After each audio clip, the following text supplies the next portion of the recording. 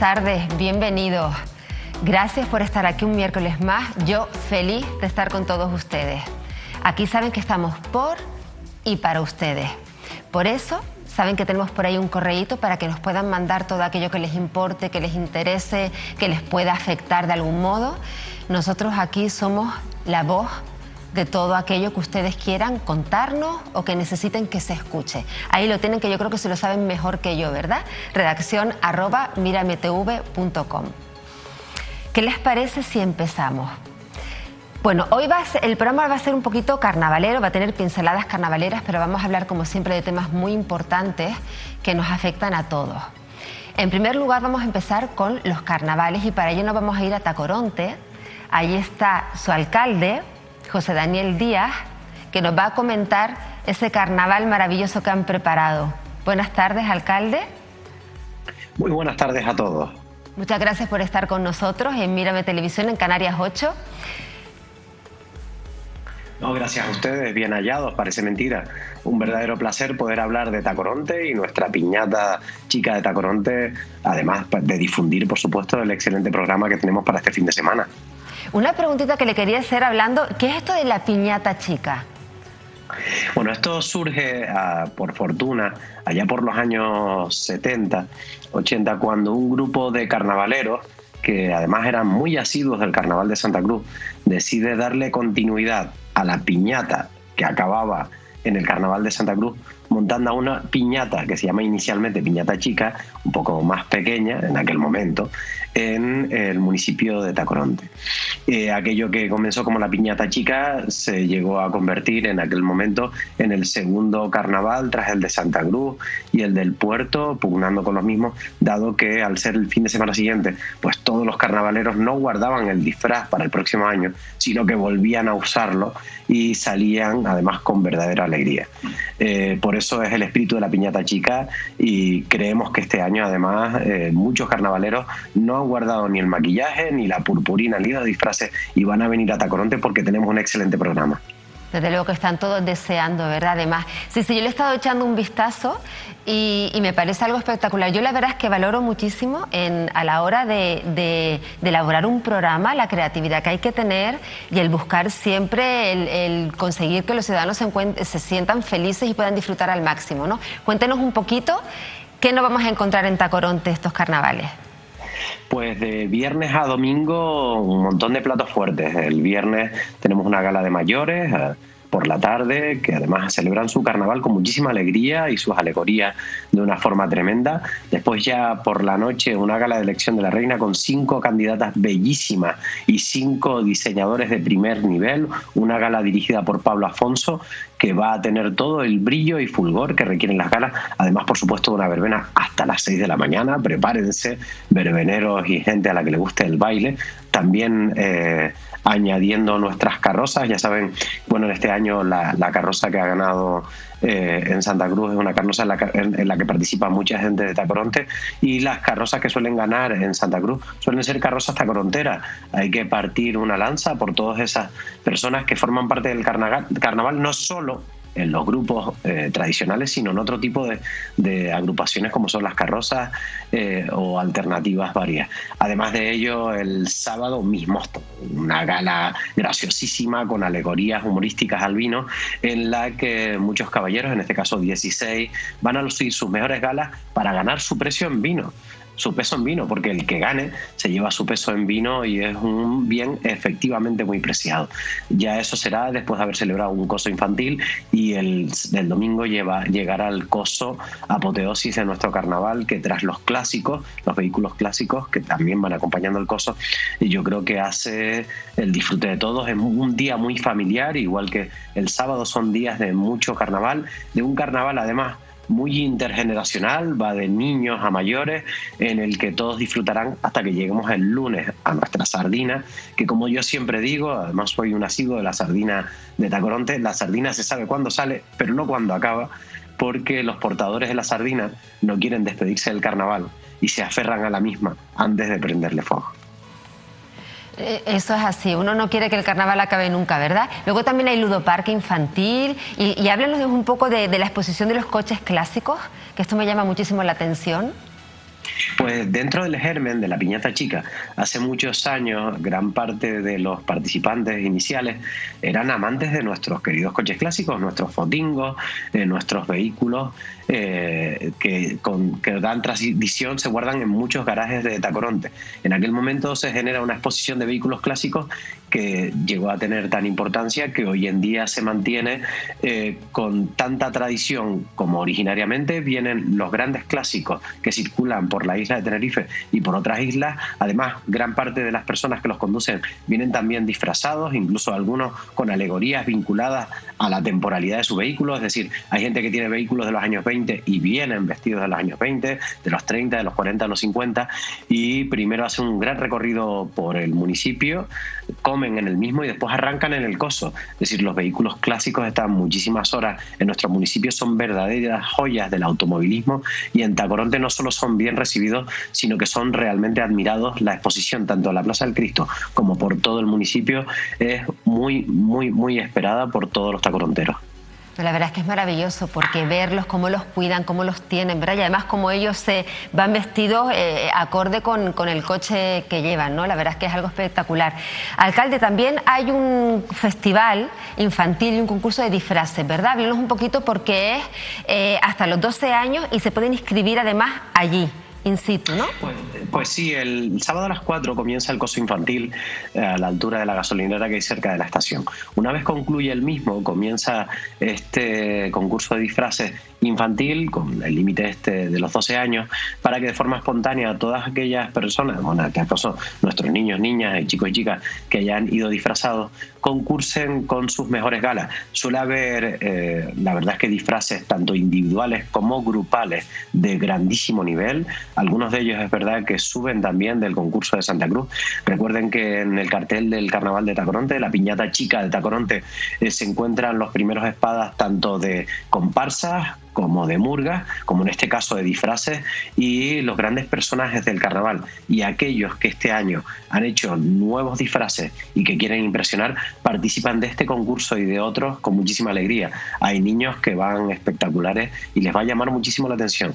Es un espectáculo muy familiar y que además es justo el previo a ese mismosto, que es gracioso, satírico, y después se acaba convirtiendo en la verbena en la calle de nuestras queridas mascaritas y del humor que desde mediodía y hasta por la noche va a acompañar todo Tacoronte. Qué maravilla. Yo como Gran Canaria tengo ganas de ir al Carnaval de Tacoronte.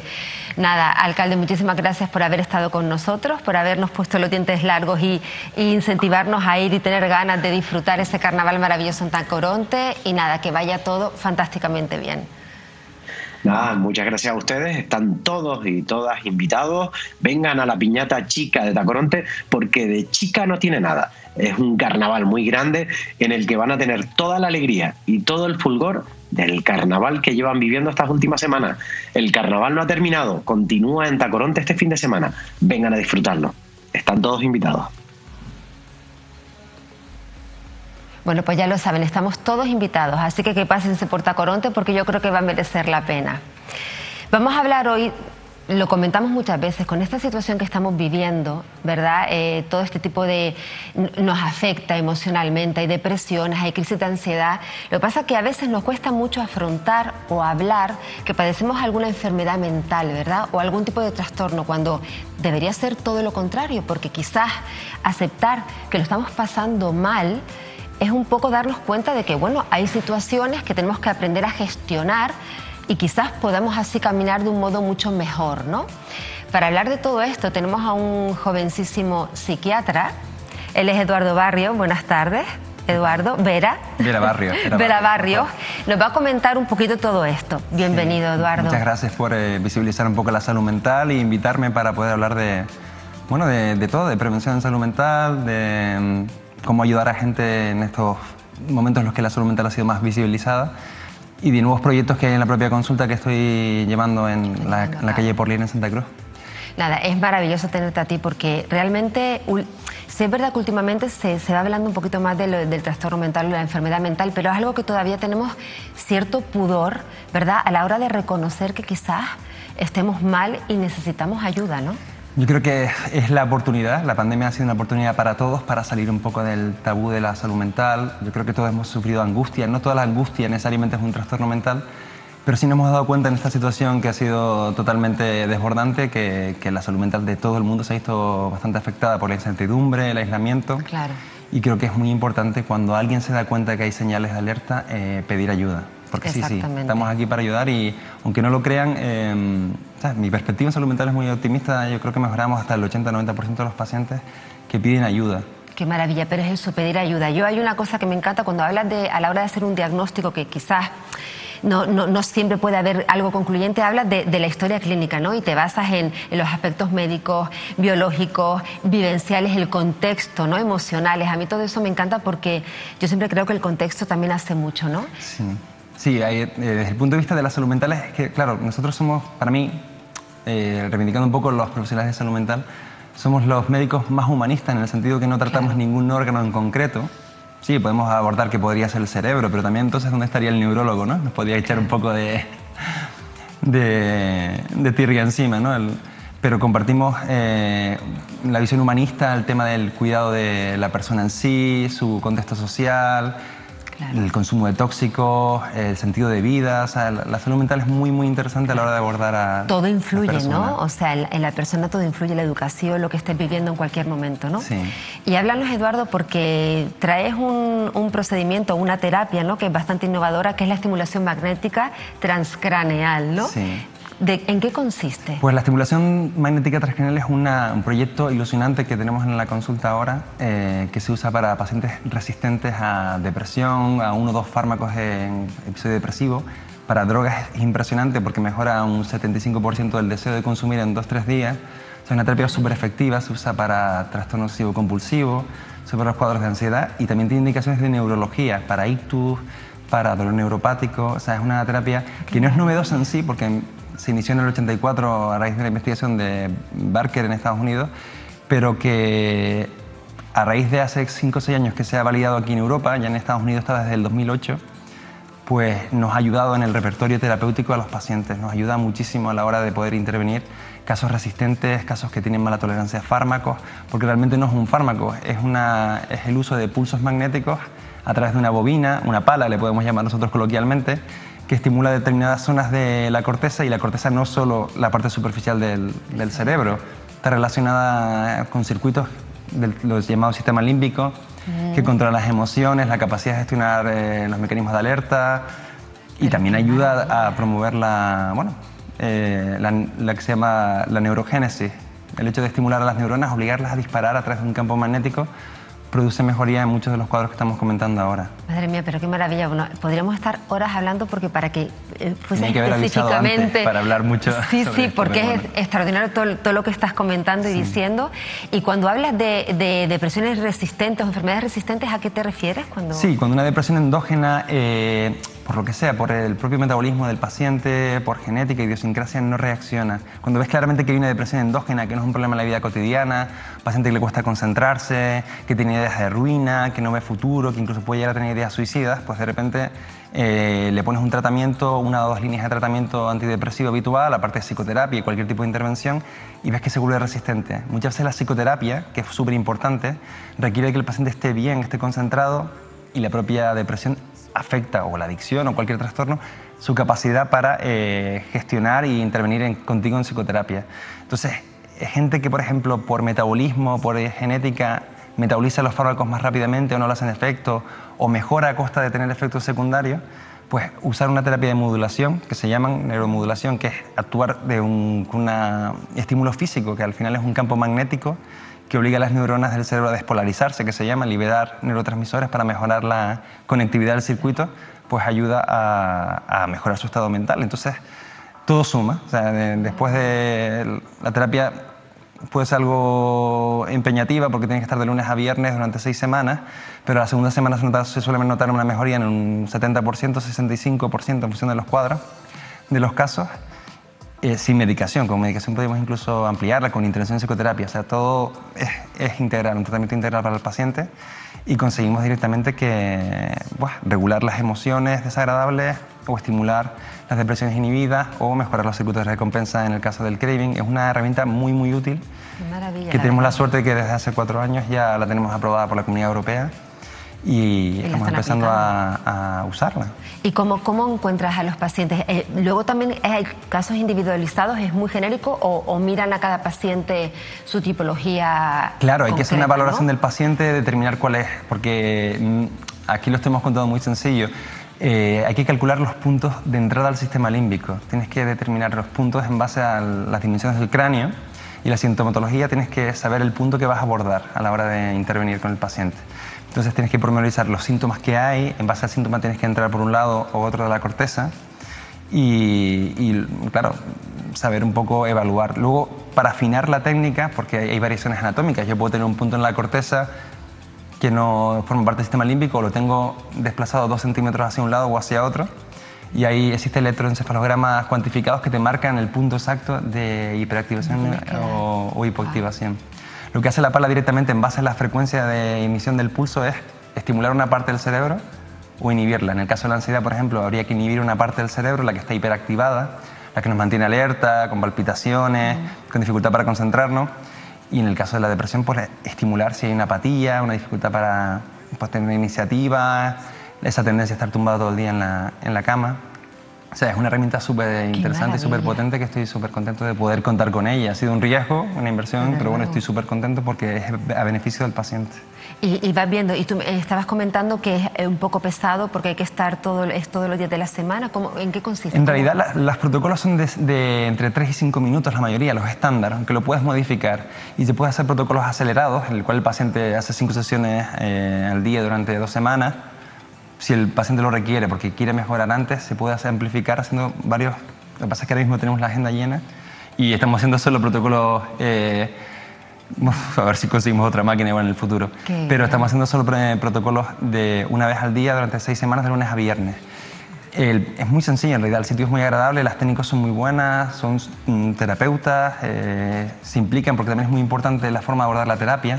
Por ejemplo, un paciente que tiene una adicción, tienes que activarle el circuito de recompensa, y para activarle le puedes incluso mostrar imágenes del tóxico para que el circuito sea más sensible a ser cambiado por el estímulo magnético. Entonces, nada, se acude a consulta, son 3-5 minutos cada día, parece que es muy pesado, pero al final las chicas son tan agradables que se hace súper llevadero y la gente que está súper contenta. Yo estoy la verdad que muy contento, llevamos 2 meses. Tenemos una lista de espera, bueno, modesta. Dentro de 2 semanas quedan vacantes, pero la gente que está muy contenta, y invito a todo el mundo que quiera conocerla o que quiera escribir a nuestra página e informarse más sobre la terapia, pues allí le vamos a contestar y le informaremos de todo. No deberían, porque claro, oyéndote, quien a lo mejor no entienda un poco lo que es el sistema prefrontal o lo que es el sistema límbico, que es el cerebro emocional, ¿no? Que es interesantísimo, se deberían informarse, entrar en tu página web y demás, que ahora nos dices cómo te buscamos, para que vean lo tremendo que estás comentando, porque lo comentas con esa rapidez y que parece algo es algo tan complejo, tantas cosas algo tan complejo que me hubiera gustado tener más tiempo, pero bueno, no, volveremos si algún día me invitan. Aquí te vamos a invitar todas las veces que quieras. Pero es interesante, si hay alguien que quiera tener más información, nos escribe, se hace una demostración de la máquina, se le explica si sirve o no para la patología que tiene. O sea, directamente en la página web de Eduardo Vera Psiquiatra, pone Eduardo Vera Psiquiatra en Google, aparece, y pone en la plantilla de la propia página web información sobre la terapia, lo que necesitan, para qué sirve, para qué no, qué porcentaje de eficacia. Todo, hay bibliografía de todo, la puedes buscar en internet, en Google. Nosotros se la enviaremos de todas formas por si tienen alguna duda, y veremos cuánto podemos aportar a la recuperación de los pacientes, que para nosotros es lo primero siempre. Hombre, claro, no me extraña. ¿Y qué tipo de pacientes te estás encontrando?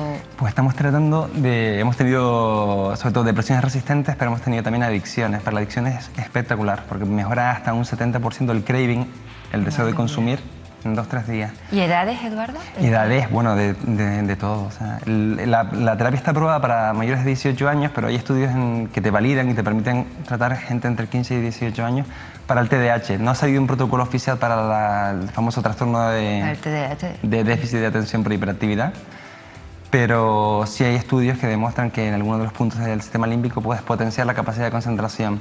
Hay gente que la usa, bueno, esto ya es una pijada, pero lo usan para potenciación cognitiva. Hay estudios que demostraron que aumentan los reflejos en los gamers y demás. O sea, no estamos comercializando eso. Y entonces ha habido empresas en Estados Unidos, por ejemplo, que se lo han dado a deportistas de élite, a controladores aéreos, a pilotos, porque hace una terapia de 1 mes y medio y mejora la capacidad de concentración y de reacción durante alrededor de 6 meses, 1 año. Madre mía, y eso no importa la edad, a lo mejor puedes ser mayor y también te puede producir ese efecto, ¿no? De hecho, hay estudios que demuestran que podía prevenir el Alzheimer, pero es una faena, porque también la máquina trata el Alzheimer, pero como en el Alzheimer o otros deterioros cognitivos, demencias, hay un acortamiento de la corteza, tiene que ser un Alzheimer en fase inicial. Vale. Pero se está haciendo mucha investigación, porque lo que hace al obligar a las neuronas con un campo magnético a disparar, lo que consigue realmente es que libere un factor de crecimiento. No quiero explicarlo muy complicado, pero al ser estimuladas varias veces como si fuera un gimnasio, las neuronas se entrenan, se ramifican y compensan los déficits de los circuitos, con lo cual en las demencias iniciales por lo menos puede ser paliativo durante 6 meses, 1 año, que es lo que dura el efecto habitualmente. Tú dices, bueno, 6 meses, 1 año y igual es muy caro y tengo que hacerlo cada 6 meses, 1 año, pero la ventaja que tiene es que cuando ya has amplificado ese circuito, si hay una pequeña caída del efecto a los 6 meses, después de los 6 meses o al año, das 1 semana de dosis de recuerdo, por decirlo así, y se mantiene el efecto 6 meses, 1 año más. O sea que para el ictus está muy bien, se usa también para los ictus. Estimulas la zona dañada o la contralateral, la del otro lado, y justo antes de hacer rehabilitación, y mejoras mucho más la recuperación del movimiento, dolor neuropático. Hay muchas indicaciones. Vete en la página web y lo pueden ver. Es una herramienta muy útil. También lo estamos usando, bueno, los compañeros neurólogos también la usan. Tenemos una neuróloga asociada en la clínica que también hace las indicaciones de neuro. O sea que además en las personas que han podido padecer un ictus, quizás si se ponen en tratamiento con ustedes, incluso se podría hasta prevenir un posible... Tenemos que articularnos con alguien, porque ya ayer hablamos con una fundación de daño cerebral y demás, porque sería muy interesante tener este proyecto. Yo creo que hay unos compañeros que lo están haciendo ya, aquí en Tenerife, que usan la terapia magnética transcranial justo antes de realizar la rehabilitación con el fisioterapeuta y potenciarlo. O sea, nosotros podíamos hacer la terapia para eso, pero claro, depende de dónde esté el centro, no tenemos fisioterapeuta en el centro para poder hacer rehabilitación y mejorar el movimiento. Claro. Pero en las fases iniciales del primer año es interesante hacer la terapia para estimular las neuronas que circundan la parte dañada e intentar compensar ese déficit. Las neuronas que quedan se ramifican y pueden intentar compensar el déficit para mejorar la movilidad. O sea, es una terapia bastante... Y mejoran todo lo que es la degeneración de la neuronal, es decir, cuando hay ese daño en el cerebro... Por lo menos las que sobreviven están suficientemente ramificadas como para intentar compensar esa función que está deficitaria.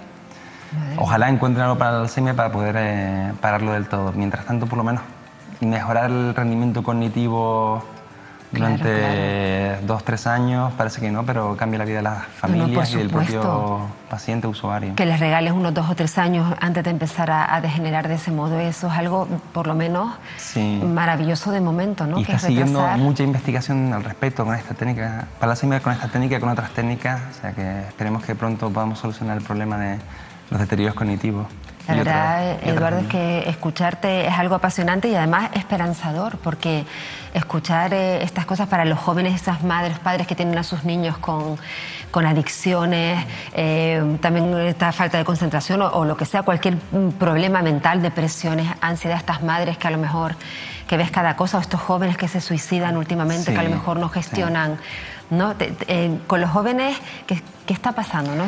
El tema de los jóvenes es complicado. Yo creo que un poco el aislamiento en una edad entre los 15 y 18 años en la que uno valida mucho socialmente el contacto humano y un poco construye su personalidad a raíz del aislamiento, de la incertidumbre de la pandemia, el tema de las redes sociales, lo que implican, cómo se construye la autoestima en base a los me gusta. Exacto. Los nuevos fenómenos tipo ciberbullying, la sobreexposición al comentario negativo ajeno, las adicciones a las nuevas tecnologías. Es una época complicada en la que todo tiene que ser inmediato, todo tiene que ser instantáneo, todo tiene que ser satisfactorio, todo tiene que ser ya. Exacto. Hay poca tolerancia a la frustración. Hemos educado poco a la gente a luchar en valores y en comprometerse en luchar y conseguir las cosas con esfuerzo y caerse y poder levantarse. Y eso ha condicionado un poco el tema de que ante pequeños conflictos y demás vemos como que nuestros jóvenes están como más vulnerables, más frágiles. Por eso. Se puede trabajar. De hecho, tenemos campañas de prevención y demás a nivel de instituciones y demás en salud mental para poder ayudar a la población. Se están haciendo charlas en institutos y demás para mejorar este sentido, que la gente pueda hablar sobre salud mental, que no tenga vergüenza, porque mi perspectiva es súper positiva. O sea, la gente una vez que sale del armario, por decirlo así, puede decir, mira, tengo un problema, me está pasando esto. Es que por eso, padres que nos escuchen, en cualquier persona, que es que no pasa nada por reconocer que te está ocurriendo algo, y además mira que es que tiene solución y para tus hijos, o porque no hay nada peor que ver sufrir a alguien y uno mismo, ¿no? Y no salir. Así que es maravilloso de verdad escucharte, Eduardo. Dinos dónde te podemos encontrar, por favor, otra vez. Buscar en Eduardo Vera Psiquiatra en Google y demás, y lo que necesites estoy a su disposición. Te tendremos aquí más veces porque realmente escuchar eso es lo que te dije antes, ¿no? La esperanza que da y no sé, y uno se anima realmente viendo que a pesar de todo lo que nos rodea y que nos está llevando al pozo, pues bueno, pues se puede salir, ¿no? Pedir ayuda no es una señal de debilidad, es una señal de fortaleza muchas veces, porque uno cuida de sí mismo para seguir adelante. Entonces, para eso tenéis profesionales, afortunadamente, y aquí estamos para ayudar. Pues me parece una frase maravillosa, que se queden con ella, ¿eh? Gracias, Eduardo. Gracias por invitarme, me encanta. Gracias. Un placer, de verdad, ¿eh? Venga. Gracias, mi niño. Bueno, nosotros nos vamos a publicidad.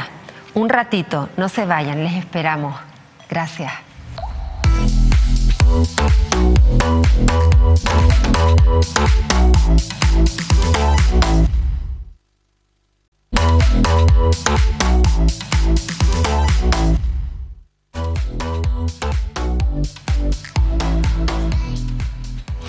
Este viernes saben ustedes que se celebra la Gala Drag de Las Palmas de Gran Canaria. Y además se cumplen los 25 años de aquella primera gala en el año 1998 que se le llamó La Bomba. Bueno, pues de todo esto vamos a hablar con un historiador, él es Joaquín Carreras. Además, le gusta todo lo que tiene que ver con la cultura popular. Él es tinerfeño y ha elaborado un documental que se llama El origen de la Gala Drag en Las Palmas de Gran Canaria, y que va un poco a la génesis, al origen del movimiento drag y de por qué caló tan rápido, de un modo tan rápido en Gran Canaria principalmente, pero sobre todo en Las Palmas de Gran Canaria. Buenas tardes, Joaquín. Buenas tardes. Bienvenido, gracias por estar con nosotros en Canarias 8. Gracias a ustedes. Joaquín, yo me imagino que te lo habrán dicho muchas veces, eres tinerfeño y hablas de la Gala Drag de Las Palmas de Gran Canaria. Tú comentas que te gusta todo lo que tiene que ver con el movimiento popular y demás, pero ¿de dónde te surge? ¿Cómo te surge? ¿Por qué? Bueno, yo soy historiador y trabajo cultura popular, digamos que etnografía. Y en etnografía se suele trabajar mucho, por lo menos en Canarias, el tema de las tradiciones y la cultura popular, pero enraizado mucho en lo rural. Y yo, por llevar la contraria, creo que también la etnografía debe tocar el presente, y no solo cosas tradicionales convencionales. Y la verdad que la Gala Drag me viene perfecta para argumentar la teoría de que también elementos recientes, es verdad que es un caso muy particular porque tiene un impacto muy fuerte, inmediato, pero también pueden ser aplicables a lo que podemos denominar como cultura popular. Claro. Y patrimonializarlo incluso. Porque además cuentas, a ti lo que te llama muchísimo la atención es lo rápido que caló, ¿verdad? En Las Palmas de Gran Canaria. O sea, esa inmediatez, cómo se acogió con esa velocidad más que en otros sitios de Canarias. Sí, es decir, la idea surge precisamente porque empieza a ver esas galas y que ves el fenómeno en Las Palmas y es una cosa que, vamos, es raro ver algo que cale tan rápido y eso no es normal. Claro, hay un contexto detrás, entonces a mí lo que me interesaba es trabajar ese contexto. ¿Y ese contexto que hay detrás? Bueno, no surge ese fenómeno social tan rápido de la nada. Hay un contexto previo que tiene que ver mucho con, vamos a decir, años 60, 70, durante el franquismo.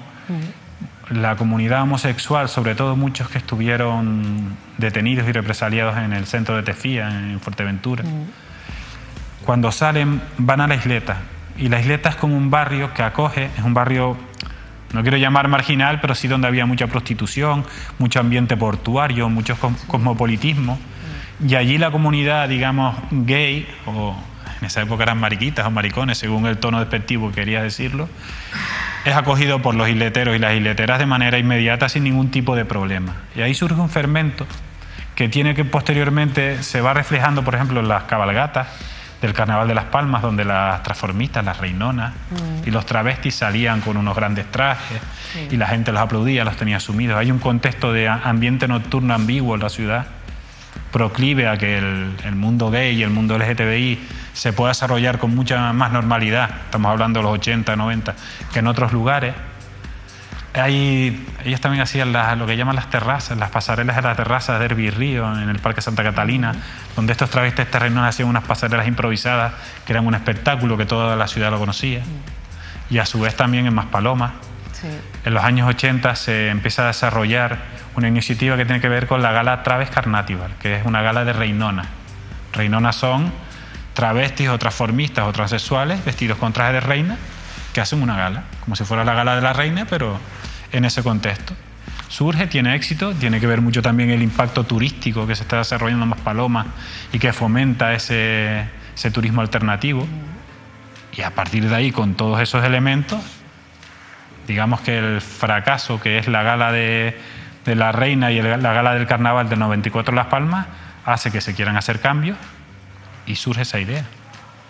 No, está claro que la isleta siempre ha sido, para los que lo sepan ustedes, la isleta siempre ha sido un barrio muy creativo. Han nacido allí muchos movimientos, ha habido pintores, es decir, que la isleta, y es verdad que en su época era un barrio marginal, pero luego es verdad que ha ido cogiendo, no sé, ha ido como culturalmente hablando, ha ido creciendo bastante, ¿no? Pero lo sorprendente es esto, porque sí es cierto lo que comentabas antes, el que a lo mejor estuviese abierto tanto cerca de la zona portuaria, esa apertura de mente quizás es lo que hace, ¿verdad?, más proclive, son sociedades más abiertas a aceptar ciertas cosas, ¿no? Un poquito más rápido que los demás. Y sobre todo ligado al movimiento, que yo sé que te lo preguntan también habitualmente, al movimiento homosexual, ¿no? Sí. Se retroalimenta a lo mejor una cosa con otra, es decir, ellos puede que hayan visto en esta gala drag o en el ser drag una especie como de reconocimiento de libertad. ¿Hay algo ahí un poco de reivindicación, una mezcla o...? Esa es una buena pregunta. No lo sé, pero sí que cosas que no se saben de la gala drag es que la primera, digamos que hubo de todo. Y no todos quedaron bien parados, o todas. Entonces, es que en el 98 la figura del drag está indefinida, no se sabe muy bien lo que es un drag. Porque había mujeres también, entiendo que no, generalmente... Habían transexuales. Transexuales. Entonces, cuando se hace la primera gala, es que ni siquiera se sabe exactamente lo que es un drag, entonces se invita a, vamos a llamar los primeros drag, que no tienen nada que ver con lo que son ahora, a que participen, pero como son pocos, también se llama a las reinonas, a las transexuales y a los Traves Carnatival del sur. Sí. Y se hace ahí una confluencia de distintos personajes y distintos elementos que hace que la gala tenga mucho éxito, pero deriva al año siguiente en que se prefiere, vamos a decir así, a los drag que a las reinonas o a las Traves Carnatival. Entonces, estos quedan un poco desplazados de lo que es la gala, que es un poco una paradoja, parece que es un elemento, un acto festivo muy abierto, tolerante y demás, pero también es selectivo, porque va evolucionando. Todo es selectivo, porque si te das cuenta, todos los grupos que reivindican cosas, luego ellos también son selectivos a la hora de esa reivindicación, ¿no? Y es lo que comentas, es muy curioso que precisamente las dejen fuera, ¿no? Cuando se supone que es un poco el porqué o el motivo, ¿no?, de este tipo de cosas, ¿no? Pero, y a la hora de implantarlo, porque también viviste lo que puede ser cuando se decidió hacer la primera gala drag, se tenía que tener cierta valentía, ¿no? Porque apostar por esto, aunque estuviese arraigado socialmente, en cierto modo, pero bueno, era una apuesta arriesgada, ¿no? Sí, aparte surge con el PP. Esta otra paradoja. Es como un potaje un poco extraño, ¿no? Que es más conservador, ¿no? Podemos decir. Supuestamente sí, pero por ejemplo la concejala de entonces, Pepa Luzardo, comentaba que se jugaba al cargo directamente. Claro. Y de hecho su antecesora, que era la concejala en la gala, vamos a llamarla desastrosa, del 94, fue cesada. el director de la gala, Anatol, vamos, no es que tuviera pánico, pero de hecho ellos tienen siempre lo recuerdan que la pusieron un jueves, no en un fin de semana, para que fuera, por si salía mal, por si acaso no tuviera mucha repercusión. No, la verdad es que son cosas que siempre que hay que lanzarse a veces a la piscina, y esto salió maravillosamente bien porque además la gala drag es una cosa que trasciende fronteras, ¿no? Va más allá. En Fitur además también lo ponen como un foco de atracción, ¿no? En el carnaval en concreto de Las Palmas de Gran Canaria. Pero sí es verdad que es curioso porque yo siempre he comentado, y cuando hablábamos del tema de las reinonas y demás, los hombres, sean homosexuales o no lo sean, cuando llega al carnaval les gusta disfrazarse de mujer. Es como, no sé, esa especie, pero aquí se nota mucho, ¿no? Esa especie como de transgresión, de ahora, ¿no? Ese juego, ¿no? Ese juego que sí es cierto que a lo mejor no todo el mundo lo acepta, no lo acepta tanto. Pero está claro que Canarias, y en concreto, bueno, pues Gran Canaria tenía que ser un sitio que abriese los brazos a esto, ¿no? Que es verdad que era una valentía hacerlo, pero yo creo que, porque tú hablas mucho de que esa idiosincrasia, ¿no? De que tenía el pueblo gran canario de Las Palmas en concreto, de Las Palmas de Gran Canaria en concreto, son maduros, ¿no? Tú utilizas la palabra que tienen madurez, ¿no? En ese sentido sí lo tuvieron. Es decir, son precursores de algo que ahora vemos normalizado, pero en ese momento no lo era. De hecho, por ejemplo, lo que estás comentando de disfrazarse de mujer, eso se lleva mucho aquí, siempre se ha llevado aquí. ¿Siempre? Siempre, es decir, tienes que salir de mujer, dicho feo, lo más guarra posible, con barba así, es como, pero es que el carnaval es transgresión. Exacto. Y en ese sentido la gala drag es perfecta porque es transgresión total, pero de todas maneras la gala drag tiene una paradoja muy curiosa, y es que la figura del drag a nivel general es transgresor y subvierte por su propia naturaleza. Pero es que en Gran Canaria sucede lo contrario. Es decir, ya es un elemento tan icónico de la comunidad que es que no la transgrede, es que la representa. Y el caso más claro es lo que tú estabas comentando. O sea, cuando se hace Fitur, el rostro de Gran Canaria siempre va al drag, y eso es por algo. No, totalmente, menudo cambio, ¿eh? O sea, que ya nos representa, eso ya es un avance... Que a nivel teórico, los que estudian, yo no soy especialista en drag, pero los que estudian la figura del drag van a tener un problema, porque aquí, ¿qué podemos decir? Que no son drag. No, claro. Son drag, lo que pasa que es otro tipo de drag. Que ahora con todo este movimiento feminista y demás, las mujeres también, porque no hay tanta mujer drag, es decir, es como un coto más... va determinado al hombre, ¿no? Y sí, no es cerrado, pero la figura femenina sí cuesta. Creo que este año solo hubo una que pasó a la final. Siempre nombran mucho a Drag Noah, pero el hecho de que la nombren mucho, en cierta manera, da a reconocer que es un caso aislado, claro. Claro, por eso, porque se supone que lo que comentamos antes, que tiene que haber una apertura, ¿verdad? Es decir, que tiene que permitir todo, pero parece que va un poco más hacia ese lado, y las mujeres quizás no se atrevan tanto a presentarse porque a lo mejor pensarán que no tienen tanta posibilidad, o esa dualidad, ese juego de hombre, ¿no? Hombre drag, parece que llama mucho más la atención que mujer drag, parece, ¿no? Sí, es como hace unos años, ahora yo creo que ya no tanto. Las murgas aquí, el tema de la mujer, cuando empezaron las murgas, como incluso hasta la voz, ¿no? Era como una voz distinta, costaba más pero poco a poco se va asimilando. Sí, poco a poco se va avanzando, como decimos. Pues Joaquín, ¿dónde podemos ver este documental? Hombre, creo que lo van a dar en la Televisión Canaria, no sé si lo dan este viernes después de la gala, todavía no se sabe con certeza, pero vamos, ese sería el medio en el que... Estaremos atentos para verlo. Yo creo que más de uno se le ha abierto el interés. Y gracias, Joaquín, por haber estado con nosotros y habernos dado esta visión diferente, y que a mí personalmente me ha encantado, así que gracias, de verdad, un placer. Igualmente. Antes hablábamos con el doctor Eduardo Vera de los jóvenes, ¿no? Y de las enfermedades mentales de los jóvenes. Pues tenemos un joven con nosotros que es Carlos García, que pertenece a la familia de Mírame Televisión, y ha elaborado un documental que habla sobre las enfermedades mentales de los jóvenes. Tenemos una juventud maravillosa que vienen con fuerza, y él es una prueba de ello. Nos quedamos con este documental.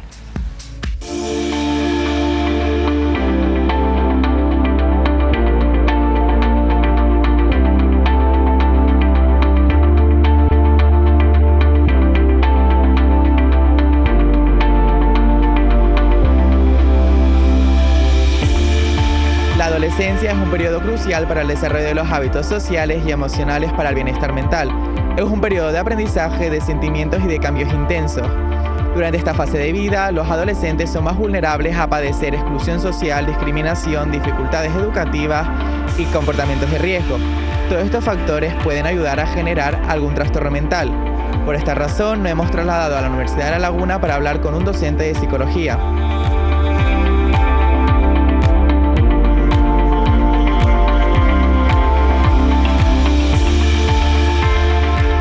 La adolescencia se considera el periodo en el que estamos adquiriendo nuestra identidad, ¿no? Nuestra conciencia de uno mismo, ¿no? Por lo tanto, es un momento crucial porque en la manera en que resolvamos esa identidad pues, podrá protegernos más o protegernos menos, ¿no? No se puede hablar de identidades malignas o benignas, pero sí es verdad que hay personalidades que nos van a proteger un poco más, que van a ser pues, más tolerantes, más permisivas, más amables con nosotros, y a lo mejor desarrollamos un estilo, una manera de ser, pues eso, menos tolerante, menos permisiva, menos amable, y evidentemente es el momento en el que estamos adquiriendo esa identidad y por tanto un momento crucial. La Organización Mundial de la Salud afirma que 1 de cada 7 jóvenes de 10 a 19 años padece un trastorno mental. En la mayoría de los casos no se detecta ni se trata.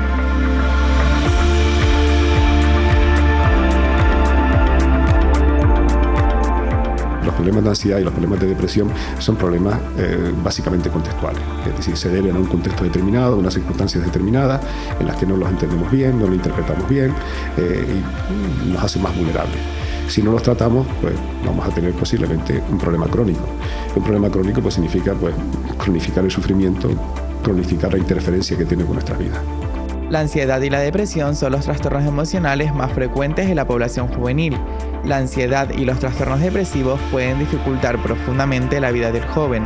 Gestionar nuestras emociones no venimos equipados para ellas, sí venimos equipados para ir desarrollando nuestras diferencias emocionales, pero no nos instalan al mismo tiempo un regulador de las emociones. Es decir, ese regulador de las emociones lo vamos aprendiendo con el paso de los años. Pero cuando tenemos 10, 11 años y empiezan a aparecer nuestras emociones y empiezan a diversificarse, no tenemos esos recursos todavía y tenemos que ir por ensayo y error intentando ir aprendiendo esas herramientas, con lo que evidentemente nos hace mucho más vulnerables. No hay ningún trastorno que represente tanto el sufrimiento humano como la depresión, ¿no? La depresión además conlleva, uno de los síntomas de la depresión es la anedonia y conlleva que eso, pues falta de motivación, de interés, con lo que todavía es mucho más complicado.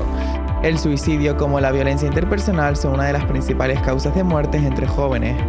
Es inaceptable que un chico o una chica piense en el suicidio o incluso intente llevar a cabo algún intento suicida. Eso es un fracaso del sistema. Canarias se hace eco de la importancia del bienestar mental. Por ello, se ha puesto en marcha una unidad infanto-juvenil y un plan de salud mental. El plan de salud mental me parece algo magnífico. Por fin, la historia de la salud mental en Canarias. Fíjate que todo esto parte desde 1894, cuando se crea, en este caso, el depósito de dementes en la isla de Tenerife para cubrir toda la salud mental, en este caso de Canarias. Por fin, con un plan de salud mental hemos intentado paliar. Es verdad que se ha dotado con poco dinero, pero hay un plan. Yo quiero verlo así. Hay un plan. Hasta ahora no lo había. ¿Que necesitamos muchas más cosas? Necesitamos muchísimas más. Entre ellas, una cosa que tengo que decir obligatoriamente, que llevo años defendiendo, y es el reconocimiento de la especialidad de la enfermera de salud mental. Yo creo que la enfermera de salud mental es una figura importantísima dentro del ámbito, dentro de la red de salud mental de Canarias, y la figura de la enfermera debe de ser ya reconocida. ¿Hace falta más inversión? Sí. ¿Se ha hecho mucho? Sí. Pero todavía queda mucho por hacer. Hemos partido desde desde ese finales del 19 con todo el proyecto de don Juan Febles Campos y hemos llegado a un sitio bastante bueno, pero todavía queda mucho por intentar. Queda crear centros, queda dotarlo con más profesionales, con más recursos materiales, con más recursos humanos, pero bueno, vamos en el buen camino. El Sistema Canario de Salud cuenta con 127 psicólogos públicos, un número precario para atender a los altos casos de suicidios en Canarias.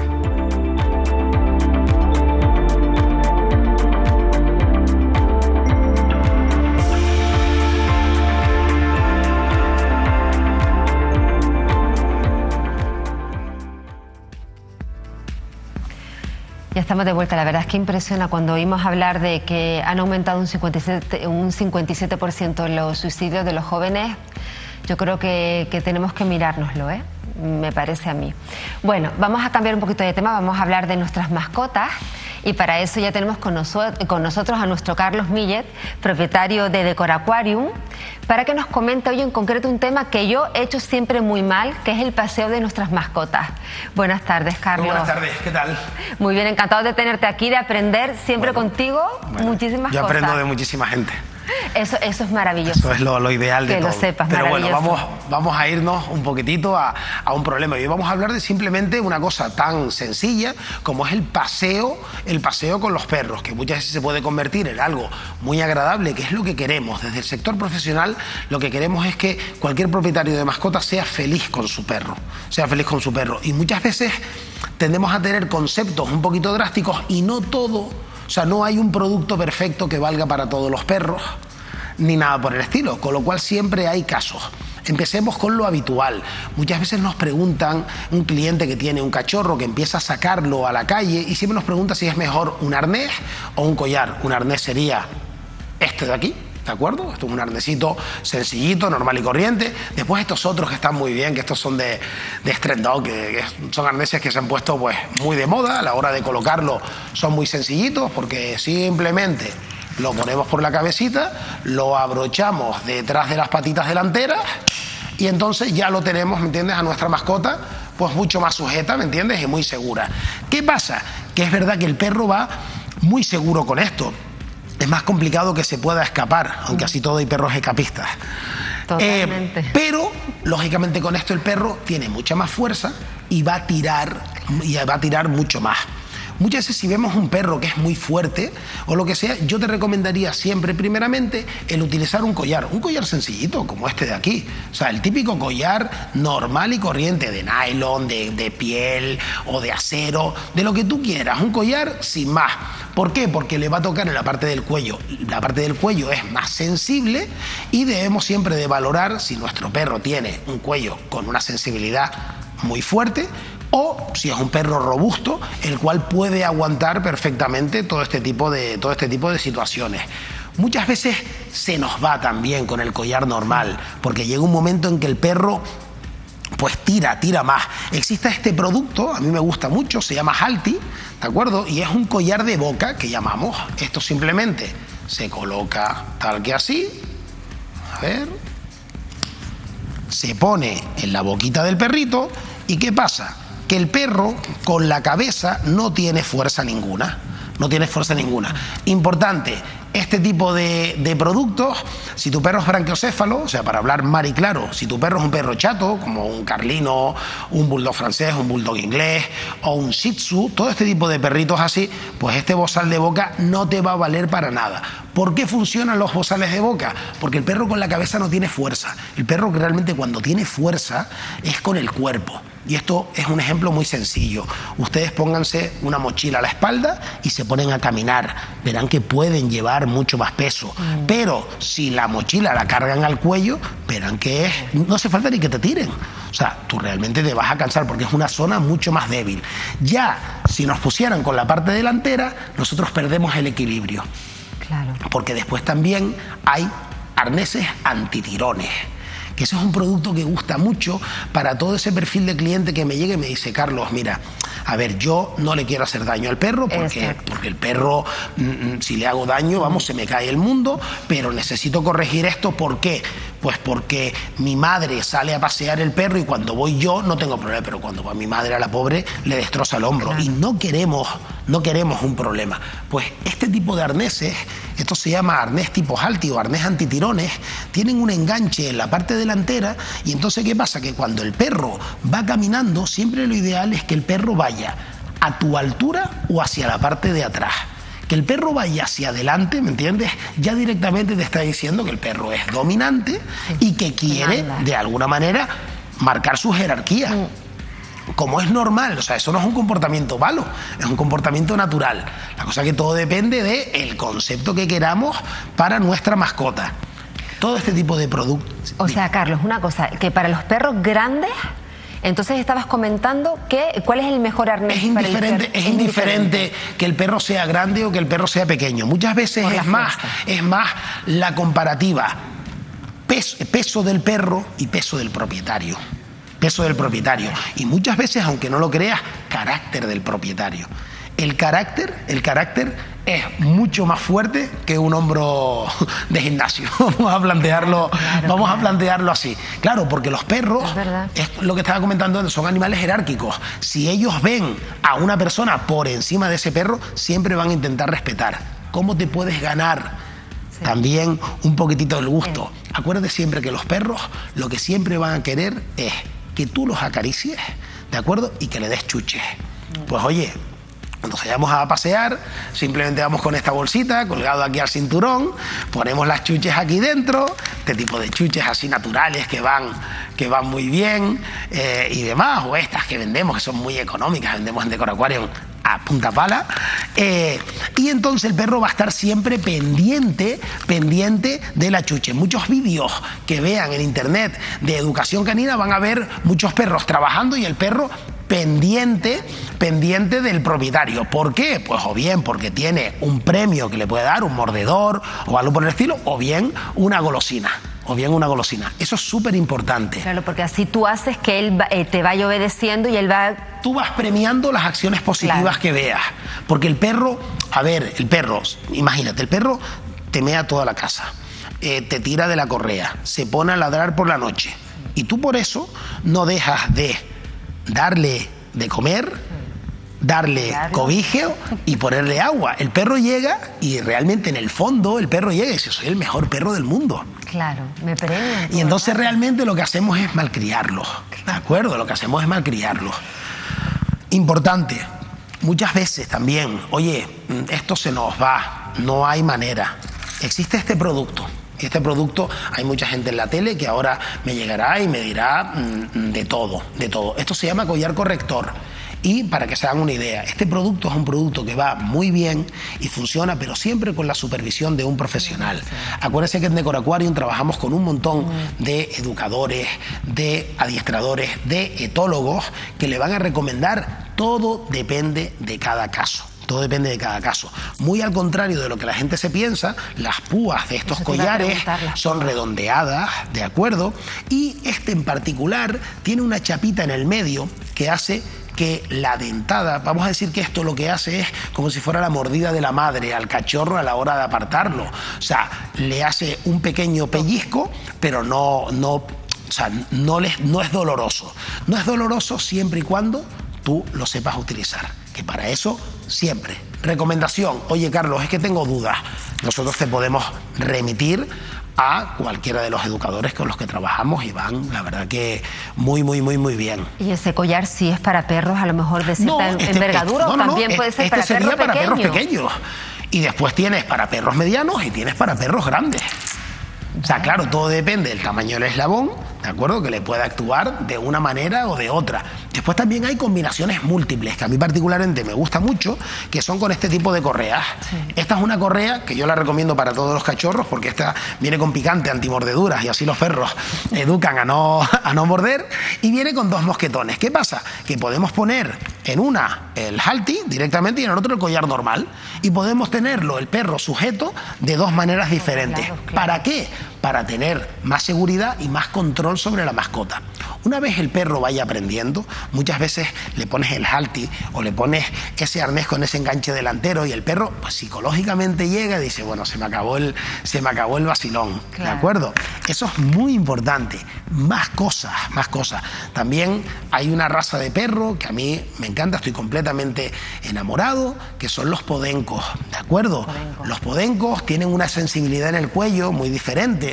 Y entonces existen este tipo de collares específicos, son unos collares muy anchos que tienen un sistema como de ahorque, pero al ser tan anchos no les hace daño y son muy anti-escape. ¿Para qué? Para que cuando como el perro tiene la misma cabeza que cuello, muchas veces con un collar normal se le saldría y entonces tenemos un problema importante. Acuérdate que la sujeción de una persona paseando un perro es la seguridad. Claro, es la seguridad de tener un control de una mascota, ¿de acuerdo? Pues este tipo de collares va muy bien. Y ya Si nos vamos a, es que mi podenco tiene un problema que se fuga por todas partes. Bueno, tu podenco o otro perro, pero es que los podencos son especialistas en fugarse. También trabajamos este tipo de arneses que están muy bien, que son triple, con un triple enganche, como si fuera como con más seguridad. Como con más seguridad. Hay un montón de cosas. Oye, después hay mucha gente que me dice, no tengo tanto tiempo para pasear el perro porque he empezado un trabajo nuevo. ¿Por qué? Pues porque tengo que combinar las 24 horas del día con otra serie de cosas. Claro. Y ya está. Que sepa que existen esto. Esto me parece fabuloso. Se llaman alforjas, ¿de acuerdo? Esto no es un nombre que sorprenda para nada, pero existen para perros. Cuidado. Un perro no es un animal de carga. ¿De acuerdo? Pero sí que es verdad que si tú le pones un poquito de peso, el perro se va a cansar. Igual que si tú te pones a pasear con unas bolsas de la compra o lo que fuera, pues te vas. Las pesas en las piernas. Exactamente, exactamente. Al final un poquitito, ¿qué truco? Esto es extrapolar todos los productos que hay en el mercado, todos los productos que en Decor Aquarium le podemos ofrecer, y muchas veces siempre hay casos muy específicos, porque al final el perro debe de salir a pasear y debe de ser siempre algo satisfactorio. Totalmente, para los dos. Para los dos, por supuesto. Y para el perro, porque a veces es un estrés. Por supuesto. Acuérdense siempre que propietarios felices con sus mascotas, claro, esa mascota siempre vive mucho mejor. Y eso no hay que darle mil vueltas. Está claro, Carlos, que vamos, que con todo lo que has traído, todo lo que nos has dicho, ya no podemos tener excusa en decir que es complicado sacar el perro a pasear o mi perro le puedo hacer daño con él. O sea, hay tanta variedad. Hay un montón de cosas más. La cosa que yo vengo en moto. No me cabe más esto hay que hacer un estudio, ¿eh? Esto hay que estudiárselo como de todas maneras, siempre en la página web hay un montón de productos siempre que te pueden ayudar, y después tenemos un teléfono de WhatsApp, que hay mucha gente que nos pregunta o que llaman por teléfono y ya estamos muy liados, pues mandan un WhatsApp, nosotros nos ponemos en contacto, y siempre la mejor manera es visitar la tienda física y ir con tu mascota. Pues estupendo, Carlos. Pues nada, vamos, yo personalmente, y creo que nuestros oyentes también hemos aprendido muchísimo. Así que nada, es un placer, como siempre, escucharte. De Perfecto. Verdad, gracias. Gracias a ustedes. Si yo les digo o les nombro la palabra mediador, yo creo que la mayoría ya de ustedes saben a lo que nos estamos refiriendo, ¿verdad? Pero hay personas que porque no les interesa la actualidad o porque cuando oyen hablar de algún escándalo de corrupción, pues como que bloquean los oídos, ¿no? Por eso voy a explicarles un poquito, ponerlos en situación, cuál es este caso mediador. ¿De acuerdo? Bueno, pues en este caso mediador hay 3 personas. La primera de ellas es un exdiputado socialista, en aquel momento era diputado del Congreso a nivel nacional, y llamado Juan Bernardo Fuentes Curbelo. Luego tenemos a su sobrino, Taixet Fuentes, que es el director general de Agricultura del Gobierno de Canarias, y un general retirado de la Guardia Civil, Francisco Espinosa Navas. Estas 3 personas urdieron o crearon una trama de sobornos o de pagos que se le hacía a aquellos empresarios, generalmente del sector de la agricultura, que querían invertir en Canarias. Estos pagos o este impuesto revolucionario, entre comillas, bueno, pues se cobraban a través de una entidad deportiva.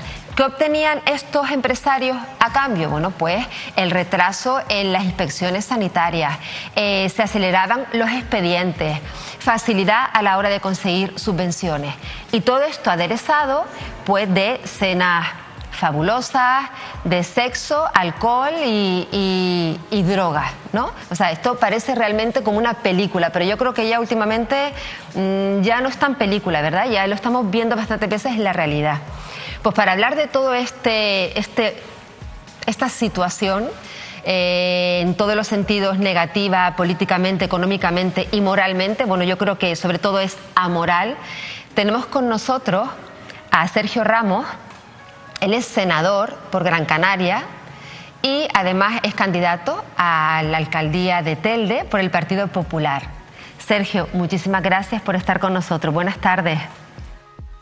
Buenas tardes, Carmen, y muchísimas gracias a ustedes por la invitación al programa de esta tarde. Un placer que estés con nosotros. Sergio, sobre todo, lo primero que cuando te he escuchado alguna declaración, tú hablas de bochorno y sobre todo también quieres dejar claro que esto no representa al pueblo canario. Sí, efectivamente, ¿no? Y esto lo estoy haciendo sobre todo en medios nacionales en los que me están entrevistando. Esto es un medio canario, pero también lo hago, evidentemente. Pero más lo hago en un canal o en un medio nacional porque quiero dejar muy claro que esto no representa a ningún canario. Que este modo de hacer las cosas y de trabajar no representa a ningún canario, porque los canarios somos personas honradas, somos personas solidarias y sobre todo somos personas muy trabajadoras. Y eso lo tienen que saber en el resto de España. Porque que estemos dando la imagen lamentable y, por supuesto, bochornosa, y hay que decirlo bien claro, en toda España, y que estemos siendo ejemplo y que nos estén comparando ya con la comunidad autónoma de Andalucía en sus años más negros con los ERE de Andalucía. Pero cuidado, porque yo tengo que felicitarte, Carmen, por la entrada que has hecho explicando exactamente de qué va el tema. Porque aquí este tema va más allá de los burdeles y más allá del consumo de drogas. Esto va de que han robado a manos llenas dinero del erario público de Canarias. Y esto es lo que nosotros queremos saber. Y por eso el Partido Popular se ha personado como causa dentro de toda esta causa, porque queremos saber absolutamente toda la verdad. Y queremos llegar hasta el final. Porque hasta el momento, Ángel Víctor Torres, máximo responsable de todo esto, lo único que ha dicho es que siente vergüenza. Y yo tengo que decir que a mí me trae, y al Partido Popular le trae sin cuidado, que el presidente del gobierno de Canarias tenga vergüenza, porque vergüenza tenemos todos los canarios de este asunto. Lo que tiene que hacer él como máximo responsable del gobierno de Canarias es explicar lo que ha pasado. Porque bien decías que el señor Tito Berni, que así es como lo han bautizado, este señor antes de ser diputado nacional era director general de ganadería. Y cuando ya es diputado nacional, ni más ni menos que recomienda para ese puesto a su sobrino, y Ángel Víctor Torres accede a su propuesta. Pero lo fuerte de todo esto es que hace aproximadamente unos 6-7 meses, en verano del año 2022, este señor fue destituido por Ángel Víctor Torres y la causa de la destitución fue falta de confianza. En este minuto de juego que estamos en este mismo momento, hoy día 1 de marzo ya, nadie ha sabido explicar el cese de este señor. ¿Por qué le cesaron? ¿Qué motivos habían? ¿Qué información había llegado al gobierno de Canarias para cesar a este señor director general que hoy conocemos que está en la trama corrupta? Eso es lo que queremos saber. Es que la verdad es que realmente, Sergio, a nosotros, a los que vemos esta situación, nos parece tan raro, tan extraño que se vean estos movimientos, lo que estás comentando de que se le cesó en concreto y que nadie sospeche, nadie haga nada. O sea, tan impunemente se actúa hoy en día que a nadie le llama la atención o nadie toma una determinación para acabar con este tipo de cosas. Mira, yo, Carmen, lo estoy diciendo en todas las intervenciones que estoy teniendo. Yo quiero hacerle un favor al Estado de Derecho y a la democracia de España. Yo no me voy a apuntar al juego de aquí de ser el que acusa. Porque un partido político no somos ni fiscal ni somos jueces. Aquí hay abierta una causa judicial en donde el Estado de Derecho funciona, y el Estado de Derecho funciona también, que esto lo estamos conociendo ya. Por tanto, los cauces judiciales van bien.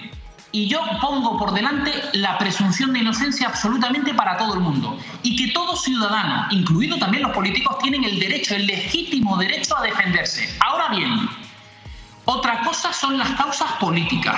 Porque usted no solamente es un ciudadano normal, que usted se levanta por la mañana, va con su abogado a un juicio y usted se defiende. No, mire usted.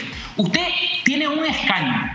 Usted era diputado nacional. Usted era director general. Y usted, que formaba parte de un partido político, en este caso el Partido Socialista, usted tiene una responsabilidad política que usted tiene que explicar. Y por eso lo que nosotros hemos pedido es que de manera urgente el presidente del gobierno de Canarias convoque de manera urgente, insisto, un pleno extraordinario monográfico en el Parlamento de Canarias para explicar esto a los representantes del pueblo, porque creo que muchas veces nos olvidamos a quienes representamos. Nosotros somos diputados, somos senadores, pero somos representantes de los representados, que son los ciudadanos. Y eso es lo que está fallando. Y por eso nosotros tenemos esa herramienta para que eso pase. Nosotros tengo que decir que la secretaria general de mi partido a nivel nacional, Cuca Gamarra, ha anunciado esta misma mañana que vamos a registrar en el Congreso de los Diputados una comisión de investigación para llegar al final de todo esto. Yo espero que el Partido Socialista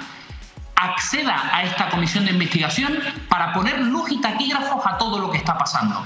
Porque cuidado, porque además esto no solamente afecta al gobierno de España, al gobierno de Canarias, afecta también al gobierno de España, y por eso yo la semana pasada, el senador que les habla, ha pedido de manera urgente en el Senado, en las Cortes Generales, la comparecencia urgente de Nadia Calviño, la vicepresidenta del gobierno, ni más ni menos que la vicepresidenta primera, es decir, mano derecha de Pedro Sánchez, que preside una fundación en donde hay 2 ministros y 7 secretarios de Estado, y esa fundación le concedió a la trama corrupta 2,3 millones de euros. Yo creo que va siendo hora de que expliquen todo esto, porque desde luego presunción de inocencia sí, pero explicaciones políticas también, porque esto, permíteme la expresión, no huele nada bien. No, la verdad es que es tremendo. Es lo que se exige, ser coherente, ser responsable, que para eso estás ahí por algo, ¿no? Y por alguien, y realmente es que nadie quiere asumir responsabilidad política, es lo que pasa en este país, tristemente. Pero bueno, vamos a ver, Sergio, si esto, porque ustedes creen que Ángel Víctor Torres conocía realmente la trama. Yo insisto y vuelvo a insistir en esto, yo no sé si era conocedor de la trama. Yo, en este minuto de juego, yo no lo sé. Evidentemente pongo dudas, porque si este señor destituyó al director general en verano del año 2022, lo que quiero saber es por qué lo destituyó. Lo que quiero saber es que si lo que dice del cese del director general, que está en la trama corrupta y que es sobrino del cabecilla, ¿por qué lo cesa? Y la única explicación no puede ser falta de confianza. Entonces, presunción de inocencia, por supuesto. Y yo no estoy acusando a Ángel Víctor Torres, presidente del gobierno de Canarias, absolutamente de nada. Yo lo que quiero es que dé explicaciones y que qué información tenía de ese director general para cesarle. Nada más, eso es lo que queremos saber. Está claro que hablamos de responsabilidad, pero de transparencia, ¿verdad que hace tanta falta? Sergio, muchísimas gracias por haber estado aquí con nosotros y nada, un placer, y vamos a ver en qué queda esta historia, si es que queda en algo, porque luego a veces se olvida o se deja en el olvido, ¿no? Muchísimas gracias a todos ustedes, y yo desde aquí de Telde ya saben que están absolutamente invitados a un municipio que a partir de mayo va a tener un cambio espectacular, un cambio revolucionario, un cambio histórico, y están ustedes invitados a conocer ese cambio que va a pasar esta ciudad a partir de mayo. Pues mucho ánimo y mucha fuerza. Muchísimas gracias, Sergio. Muchas gracias. Pues nosotros vamos a seguir hablando de salud, y ya tenemos aquí a nuestras dos hermanas bellísimas, además, Nur y Tanisha, que nos van a hablar de la salud de nuestros pies. Buenas tardes, bienvenidas. Empezamos contigo, ¿no, Tanisha? Cuéntanos un poquito, ¿qué es esto? Vamos a hablar de hongos, ¿no? Yo sé que es un tema así, pero es un tema que además afecta a muchísimas personas. ¿Qué es un hongo? Pues un hongo es una patología que es muy común aquí en Canarias. ¿Por qué? Porque el principal desencadenante es la humedad. La humedad lo que hace es que se mete en la uña, entre la piel y la uña. Entonces lo que hace es que la va separando poco a poco. Se puede ver de distintas maneras según cuándo le haya venido el paciente y según la localización. Nosotros lo tratamos en Podología Deportiva Canarias con un láser que es específico para hongos en las uñas y viene de Estados Unidos. Lo que hacemos es, con el calor térmico del láser, erradicar por completo, muy poquitas sesiones, lo que son las esporas del hongo, y se cura, vamos, súper rápido. Y además, en el caso de los hongos, porque muchas veces comentan que a lo mejor si tienes la uña pintada mucho tiempo, ¿qué es lo que hace que se potencie la aparición del hongo? O sea, el tener la uña pintada a lo mejor, la humedad que estás comentando. Exacto, la uña necesita también respirar. Nosotras hacemos mucho hincapié en no dejarse la uña tanto tiempo pintada. ¿Por qué? Porque la uña necesita que le dé la luz solar. ¿Para qué? Así evitar que si hay un mínimo de humedad, pues que se solucione lo antes posible. Si nosotros estamos constantemente poniéndole capas de pintura o dejándolo mucho tiempo, lo único que vamos a conseguir es que el hongo se prolifere más, entonces se cree mucha más humedad de la que ya hay. Entonces por eso hacemos bastante hincapié en eso, en dejarla lo más al aire posible, que mucha gente tiende a taparla por evitar que se vea fea y demás, pero es que al final están haciendo peor a la uña. ¿Y cómo tratan el hongo en la uña? Con el láser. El láser lo que hacemos es, pues, penetra directamente en la uña y va poco a poco matando las esporas, que son las crías del hongo, y así poco a poco lo que hacemos es que salga la uña sana, libre de hongo. Estupendo. Y Nur, una cosita, ¿qué patologías son las con las que más se encuentran ustedes en Podología Deportiva Canaria? Tenemos las patologías del ámbito dérmico, que es todo lo que es callosidades, uñas clavadas, los hongos, y luego tenemos patologías también articulares, de pie, tobillo, cadera y zona lumbar.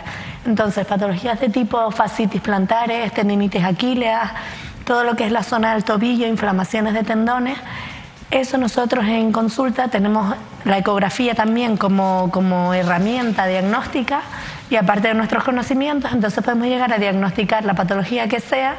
Aunque sea un dolor de rodilla, la base puede estar en la pisada, o un dolor de cadera, la base puede estar en la pisada. Entonces es importante analizar todo el complejo y luego ya determinar qué es lo que está causando ese dolor. En función a que hayamos localizado la causa de dolor, ya podemos establecer un tratamiento, pero sobre todo viene mucha gente con espolones calcáneos, fascitis plantares, tendinitis aquíleas, dolor en la zona metatarsal, que es la almohadilla de la planta del pie.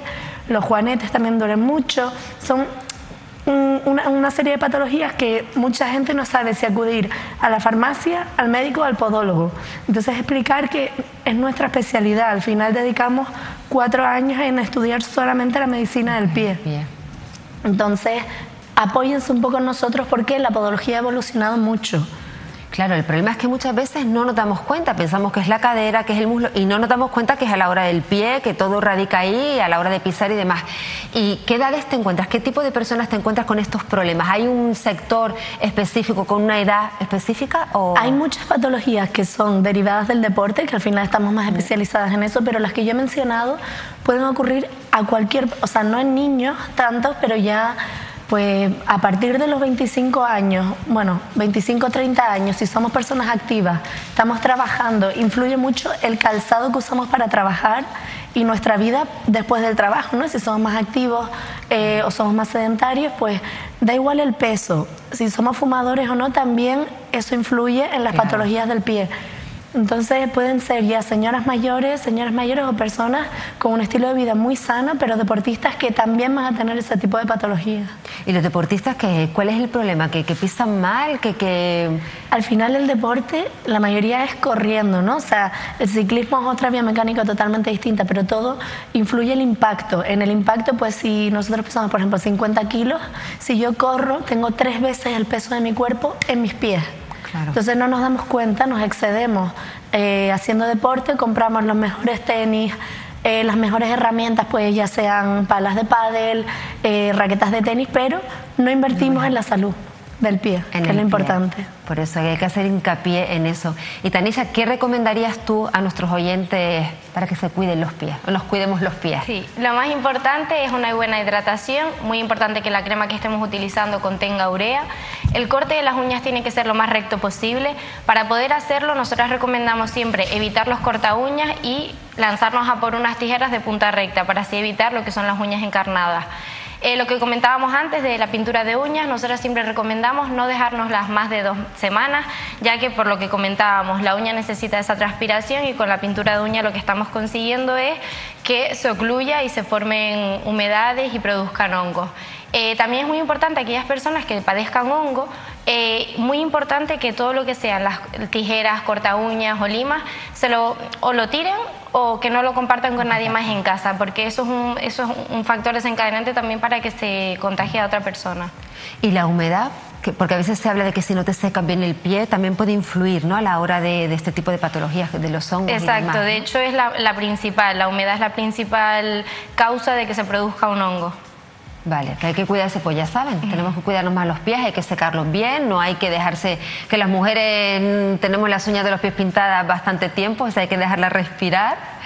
Pues nada, chicas, fantástico tenerlas aquí, siempre se aprende, lo que digo yo, se aprende muchísimo escuchándolas a las dos, y ya saben que es Podología Deportiva Canaria y que donde mejor les pueden cuidar los pies. Muchísimas gracias a las dos. Nos vamos ahora con nuestra compañera de Melsa, nos vamos para Lanzarote y vamos a seguir hablando de la sanidad, que saben ustedes que es un tema que no hay forma de resolverse. Hola, Demelsa, ¿estás ahí? ¿Qué tal? Sí, buenas tardes, compañera, ¿cómo estás? Efectivamente, vamos a hablar de la sanidad en la isla de Lanzarote y precisamente de las deficiencias que presenta la isla conejera a nivel sanitario. Se refiere sobre todo en el Hospital Dr. José Molina Orosa, situado en la capital de la isla, en Arrecife, donde la Asociación de Atención al Paciente y Usuario de la isla de Lanzarote, APUSA, son los que están luchando y reivindicando para mejorar en el servicio sanitario en la isla de Lanzarote. Para eso hemos traído esta tarde a su presidente, a Fidel Ascensión. ¿Qué tal? Buenas tardes. Buenas tardes. ¿Qué tal, Fidel? Pues a nadie se le esconde que la isla de Lanzarote, seguimos luchando y reivindicando por muchas cuestiones sanitarias. ¿Qué deficiencias son o qué es lo que nos hace falta a la isla para mejorar en cuanto al servicio sanitario y que desde APUSA siguen luchando y reivindicando? Efectivamente, desde la Asociación de Pacientes y Usuarios de Sanidad, de APUSA, reivindicamos en la isla de Lanzarote digamos que hay una infradotación sanitaria, una infradotación tanto en recursos económicos como en recursos humanos. Es la isla que, digamos, Lanzarote, que está en el vagón de cola de la sanidad en Lanzarote, a nivel de Canarias, y por tanto hay una serie debería de tener una serie de mejoras, como es, por ejemplo, el búnker de radioterapia o más especialidades médicas que hacen falta de acuerdo a las derivaciones que se hacen al Hospital de Referencia de Gran Canaria. Todo ello hace que esos especialistas como oncólogos, técnicos en prueba diagnóstica y infinidad de infradotación que tiene la isla de Lanzarote, es necesario cambiar el modelo sanitario que hay ahora mismo en Lanzarote. Pero Fidel, si nos comparamos con otras islas, claro, evidentemente no nos vamos a comparar con las provincias, ¿no? Ni con Gran Canaria ni con Tenerife. Si nos comparamos con el resto de islas y hablamos de islas menores, ¿seguimos en comparación con ellas también en el vagón de cola? Seguimos en el vagón de cola, efectivamente. Seguimos en el vagón de cola porque Lanzarote tiene una población de 160.000 habitantes, tiene una entrada de turistas de 2.700.000 habitantes y también hay que dar atención a la cantidad de la migración que entra, ¿no? Eso supone un aumento, debería haber un aumento de los recursos, porque esos recursos son limitados y es injustificable. Es decir, tenemos que tener más recursos. Lanzarote demanda a las autoridades sanitarias, a los políticos en general a nivel de Canarias, que digamos que tenemos que tener en cuenta ahora mismo que, por poner un ejemplo, que 11.000 médicos en atención primaria de aquí a 4 años, en el 2027, vamos a tener 11.000 médicos menos. Menos a nivel de todo. O sea, de aquí a 4 años. Efectivamente, en el 2027 habrán 11.000 médicos menos en atención primaria, que si le sumamos el desprestigio que tiene la atención primaria por parte de las autoridades sanitarias, la escasez de médicos porque hay una fuga, vamos a decirlo entre comillas, una huida de médicos que se van a otros países de Europa, de nuestro entorno, porque es más atractivo, porque son mejor remunerados, porque no están desprestigiados, pues todo eso, y además a nivel de las universidades no se aplica regulaciones para que se gradúen más médicos, eso hace que vayamos a tener una sanidad pública muy deteriorada, que tengamos que es un llamamiento que se hace a los sindicatos y a los sanitarios de salir a la calle como están haciendo en el País Vasco, como están haciendo en Madrid, en Asturias, en Galicia, etcétera, porque vamos a tener una sanidad precaria que se va a desmantelar poco a poco y que lo que se intenta es dar cobertura, amplitud a una sanidad privada, y ese engorde de la sanidad privada en detrimento de la sanidad pública es un error grave que lo vamos a pagar muy caro. Vamos, que se está beneficiando más lo que es la parte privada, y en cuanto a la pública pues va mermando, ¿no? Sin lugar a dudas. Por ejemplo, en Lanzarote, ¿qué es lo que pasa con los búnker de radioterapia, Fidel? Que parece que damos un pasito hacia adelante, pero a la vez damos otro paso hacia atrás, porque nuestros representantes políticos, nuestros parlamentarios que nos representan en la isla, oye, pues siempre nos han dado fecha, que si en verano, que si luego a final de año. Hemos llegado a 2023, ahora dice que si en verano de 2023. ¿Tú te crees todas las fechas estas que están dando? ¿Y por qué se retrasa? Claro, hay un problema de tipo técnico a nivel del búnker de radioterapia, que si lo que es la estabilidad, por si es la fuga de ese tipo de dispositivos que lleva, porque es una cosa compleja. Mire usted, el problema es que todo es por una mala gestión sanitaria. Hay una nefasta y pésima gestión sanitaria de los servicios sanitarios en la isla de Lanzarote. ¿A qué te refieres? ¿A una gestión por parte de la gerencia del hospital? Por la parte de la gerencia. Efectivamente. Hay una nefasta gestión sanitaria, efectivamente, el gerente, que es el responsable de lo que es la asistencia sanitaria en la isla de Lanzarote y La Graciosa. Digamos que no hay una gestión, y eso solo el gerente es el que se encarga de la planificación, del control, de dar la calidad asistencial. La primera, digamos, entidad, órgano que tiene que defender la sanidad pública y gestionar hacia los pacientes, porque no olvidemos que los pacientes, los usuarios, son el centro del sistema sanitario, eso viene recogido en la ley. El primero que tiene que defender eso es la gerencia. Entonces, hay una gerencia politizada. O sea, la gerencia está politizada, según nos explica Fidel, pero que por tanto no lucha por los derechos de los propios usuarios y pacientes del hospital, lo que me estás queriendo decir. Claro. Vamos, que está pasando de todo prácticamente. Lo más grave es que ni no defiende efectivamente la sanidad pública para que se queden, digamos, protegidos esos derechos de todos los usuarios del sistema, y todavía peor porque tampoco defiende la presión, la mordaza que tienen todos los sanitarios en la isla de Lanzarote, que no pueden ni hablar, esa mordaza que tienen, digamos, todos los sanitarios que están apechugando día a día, que hacen su trabajo día a día, y que no hay recursos suficientes, no digo que no haya, sino no hay recursos suficientes. No puede ser que en el norte, en Aría, no haya pediatra. No puede ser que se esté, digamos, en una consulta 7 minutos, menos de 7 minutos. O sea, tenemos una nefasta situación sanitaria en Lanzarote, y hay unos responsables, es la Consejería de Sanidad del Gobierno de Canarias, y el presidente del Gobierno de Canarias tiene que tomar cartas urgentes, digamos, en el asunto. Y cuando una persona no está facultada para gestionar en los servicios sanitarios, tendría que ser apartada y poner una persona que sea competente en ello. Me quedo con ese titular que nos ha dado, que la gerencia del Hospital de Lanzarote está politizada, que eso es importante lo que nos has dicho. Ya no nos vamos a centrar solo en el Hospital de Lanzarote, sino en los centros de salud. Por ejemplo, dentro de la ciudad, en Arrecife, tenemos un centro de salud en Valterra, que es el que abarca todo lo que es la parte de urgencia. ¿Esta zona de urgencia también se está viendo colapsada, y por qué? El servicio de urgencias del Centro de Salud de Valterra, el Centro de Salud de Valterra es un centro que tiene una presión asistencial que está dentro de los 2-3 primeros centros de salud a nivel de Canarias, 300 pacientes al día. Entonces, hay centros en Gran Canaria y Tenerife que tienen 20 o 30 pacientes de urgencia y están abiertos 24 horas. Por lo tanto, no hay equidad, no se cumple el principio de equidad, de solidaridad ni de justicia con respecto a Lanzarote.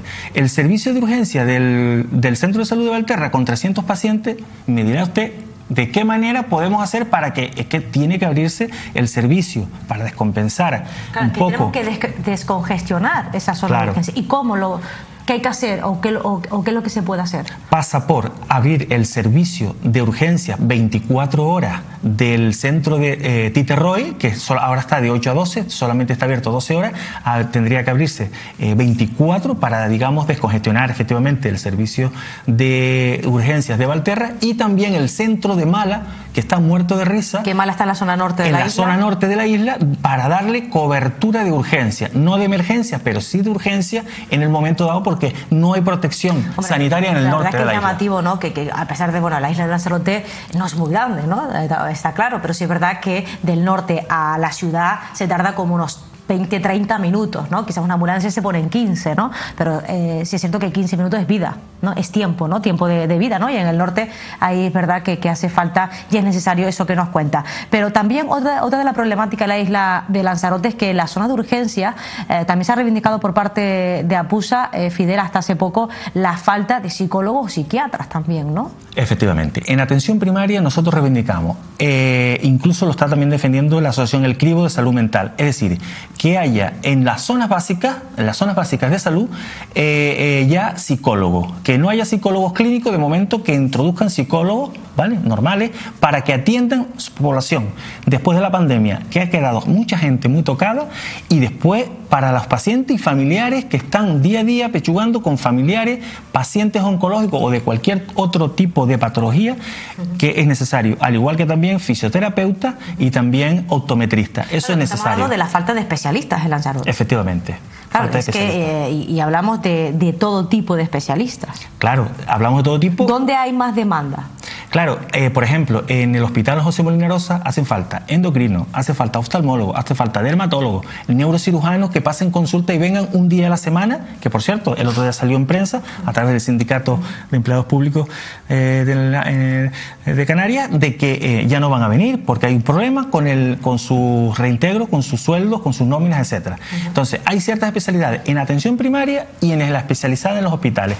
Eso se tiene que dotar porque tenemos una sanidad que es pública. Esa sanidad pública está muy bien pagada, de pública, de gratuidad no es nada. O sea, es una sanidad pública que la pagamos todo, que no es gratuita, la pagamos muy bien, al igual que los sueldos de todos estos políticos que son servidores públicos, pero que digamos que no luchan ni tienen voluntad política ni de gestión para solucionar el problema de los pacientes, ¿no? Y ya para ir finalizando, Fidel, para que una persona que está en Gran Canaria, Fuerteventura, en Tenerife, en cualquier isla, entienda la situación de Lanzarote, por ejemplo, si a una persona en la isla Conejera le da un infarto, por ejemplo, tiene que ser trasladado a Gran Canaria. Esto lo decimos así y parece, y no por exagerar, parece tercermundista, ¿no? Que de una isla de Lanzarote, considerada la tercera capital de Canarias, pues una persona que le da un infarto tenga que coger un helicóptero para irse, y si es que está ese helicóptero libre, ¿no? Para que pueda venir hasta Lanzarote, porque tampoco tenemos aquí helicóptero 24 horas. Es decir, tiene que venir el helicóptero y trasladarnos hasta la isla de Gran Canaria. ¿Cuánto tardaríamos en llegar a una isla como Gran Canaria o el Hospital Negrín en este caso? Efectivamente. ¿Cuál es el proceso? Claro. Respecto, hay dos partes en la pregunta. La primera es, la unidad hemodinámica es necesaria en Lanzarote porque un infartado en Gran Canaria, en Triana, por ejemplo, y otro aquí en la calle León y Castillo, a la misma vez, mismo perfil, misma persona, mismas patologías, el nivel de supervivencia en Lanzarote es muy bajo, con lo cual es necesaria una unidad hemodinámica. Con respecto a que un helicóptero, no solamente ya por un infarto o un ictus o cualquier cosa, sino un crítico, un accidente colectivo de múltiple, o un crítico, o el otro día como un menor, un chaval que tuvo que ser trasladado y había calima. Es decir, el helicóptero solo hay dos, hay uno en Tenerife y otro en Gran Canaria. Si el de Gran Canaria está operando, está en ese momento interviniendo en un accidente, el de Lanzarote, si es grave, se muere. Y eso tienen que tener conciencia los políticos, ¿eh? Pues sí, evidentemente. Y además que se tarda bastante tiempo y como dice un buen amigo mío, tiempo es vida, ¿eh? Fidel, pues muchísimas gracias. Lo tenemos que dejar aquí que nos hemos quedado sin tiempo. Hay muchísimas cosas que reivindicar, hay muchas cosas todavía por las que luchar en la isla de Lanzarote en cuestiones sanitarias. Si quieres lanzar un mensaje, aprovecha y con eso ya acabamos. El mensaje que mando a todos los sindicatos y profesionales sanitarios es salir a la calle y que la conciencia de los políticos de que la situación de la sanidad debe ser una sanidad pública, gratuita, universal, y que es lo que nos merecemos, lo que para eso la pagamos, ¿no? Pues muchísimas gracias, Fidel, nos quedamos con eso. Gracias por la invitación. Compañera, pues ya lo ves, desde APUSA pues ya lo señalan, ¿no? En la isla de Lanzarote seguimos siendo el vagón de cola en cuestiones sanitarias respecto a todo el archipiélago. Así que desde aquí, desde APUSA, seguiremos luchando por esas necesidades que tenemos en la isla de Lanzarote. Muchas gracias, compañera. Desde luego hay que ponernos las pilas, ¿eh? Bueno, ya está aquí nuestro Canarias 8 de hoy. Les esperamos el próximo miércoles. No nos fallen y, por favor, mientras, sean muy, muy felices. Gracias.